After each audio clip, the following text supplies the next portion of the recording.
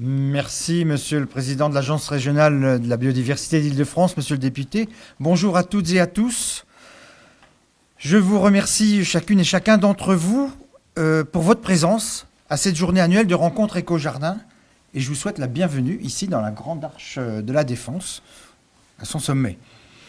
En tout premier lieu, je remercie le ministère de la Transition écologique et solidaire qui nous a mis à disposition cet amphithéâtre et qui participe à l'accueil de cette journée. Je salue Brice Huet, adjoint au directeur de l'eau et de la biodiversité, qui nous rejoindra en fin de matinée. Donc cette journée est d'ores et déjà un succès, puisque les 150 places disponibles ont été prises d'assaut. Vous avez été nombreux et très vifs à réagir dès que nous avons publié les informations relatives à l'organisation de cette journée de rencontre. Et en quelques semaines, toutes les places ont été remplies. Sachez néanmoins que toute la journée est filmée et que les vidéos et les présentations qui auront lieu tout à l'heure seront mises en ligne sur les sites internet d'Éco-Jardin, de Plantes et Cités et de l'Agence régionale de la biodiversité d'Île-de-France. Je profite donc de l'occasion qui m'est donnée de saluer également les internautes qui nous suivent. Notre présence ici au sommet de la Grande Arche de la Défense est l'aboutissement d'une année exceptionnelle pour notre label Éco-Jardin. Exceptionnelle déjà parce qu'en termes de statistiques, vous l'avez rappelé, Monsieur le Président, nous avons passé la barre des 400 sites labellisés. Depuis le début du label Éco-Jardin, 428 sites ont été labellisés et seulement 14 sites n'ont pas été renouvelés, soit moins de 4% du total, ce qui, permettez-moi ce commentaire, constitue un indicateur particulièrement rassurant. En général, quand on vient au label, on y reste. Exceptionnel ensuite en termes de diversité d'acteurs, un réseau de collectivités toujours actif, 54% des gestionnaires, mais je crois me souvenir que ce sont un certain nombre de grandes villes qui ont initié ce label, des entreprises et des établissements d'enseignement qui continuent de s'approprier le dispositif, respectivement 24 et 22%, et de nouveaux acteurs qui ouvrent la voie pour d'autres. Le premier siège d'entreprise du paysage labellisé, l'entreprise Marcel Villette, le premier campus universitaire, l'Université de Paris-Nanterre, et le premier centre hospitalier, la Chartreuse, à Dijon. Exceptionnel encore cette année 2018 en termes de reconnaissance, puisque notre label est mentionné pour sa qualité et la référence qu'il constitue dans le plan biodiversité du gouvernement et dans la note du Conseil économique et social et environnemental sur l'intégration de la nature en ville. Cette reconnaissance est une opportunité pour Éco-Jardin. Saisissons-la.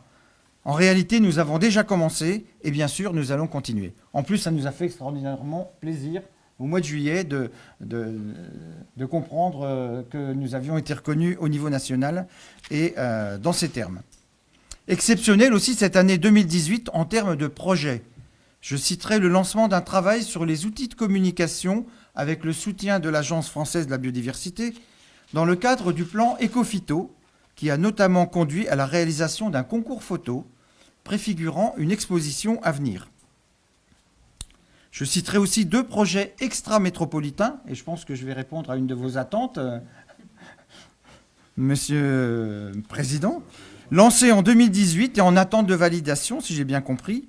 Le premier est par la candidature à un appel à projet de l'Agence française de la biodiversité sur les Outre-mer, pour la Réunion et la Guadeloupe, qui vous sont chers, visant l'élaboration avec les acteurs locaux d'un référentiel de gestion écologique, voire l'adaptation du label Éco-Jardin au contexte tropical. Le second, constitué par des échanges et collaborations avec la Belgique, toute proche, région de Bruxelles et Wallonie, pour la mise en place de références sur la gestion écologique. Alors maintenant, 2019, notre objectif reste d'abord de maintenir la qualité scientifique et technique de label, qui fait sa force.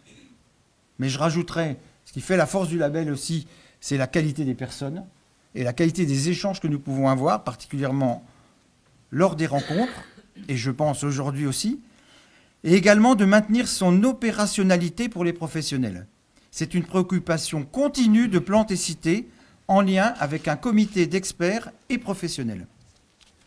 2019 sera aussi l'année des résultats et de la valorisation des outils de communication. L'année dernière, je vous avais parlé d'un plan de communication que nous allions mettre en œuvre. Eh bien, nous avons déjà commencé. Un nouveau site internet à la fin du printemps, cette année, une exposition et des témoignages vidéo à la fin de l'été. Nous continuerons également à travailler sur des partenariats pour accompagner le développement de la gestion écologique, notamment avec l'Union nationale des entreprises du paysage, l'UNEP et Quali Paysage. Nous continuerons encore à développer des synergies avec les autres démarches de valorisation en lien avec leur ministère de tutelle, ministère de la Transition écologique et solidaire et Agence française de la biodiversité, dans le cadre des territoires engagés pour la nature et dans le cadre du concours Capitale française de la biodiversité. Nous continuerons enfin à profiter de la reconnaissance acquise pour parler d'éco-jardin à des cibles qui ne le connaissent peu ou à des gestionnaires en demande. Les 92 gestionnaires engagés, donc vous-même, vous êtes des relais qui peuvent faire naître d'autres labellisations. Il y a des territoires où cette méthode fonctionne bien, nous le verrons au cours de cette journée. Si notre label est reconnu pour sa qualité, c'est d'abord et avant tout parce que derrière Éco-Jardin, il y a des personnes qu'il convient de remercier pour l'excellence de leur travail.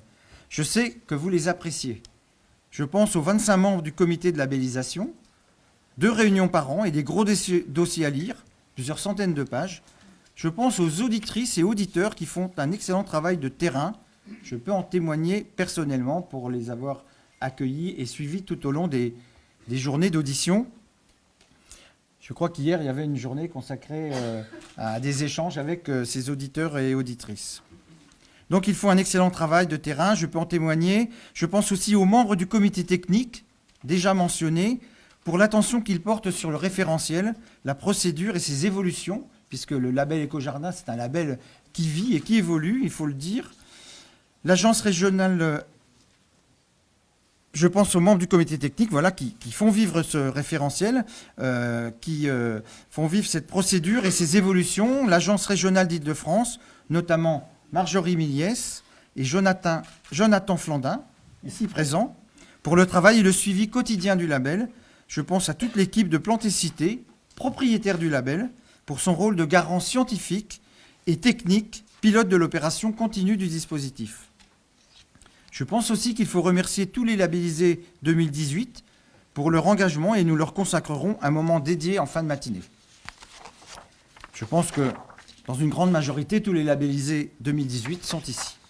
Enfin, pour l'organisation de cette journée, je tiens à remercier Dominique Pougeot et les services du ministère de la Transition écologique et solidaire, Marjorie Milliès, Jonathan Flandin et Gilles Lecuir, Julie Colomba-Dubois, directrice de l'Agence régionale de la biodiversité d'Île-de-France, et enfin Caroline Gutleben, Ludovic Provost et Aurore Mican de Plantécité. Je vous souhaite à tous une excellente journée.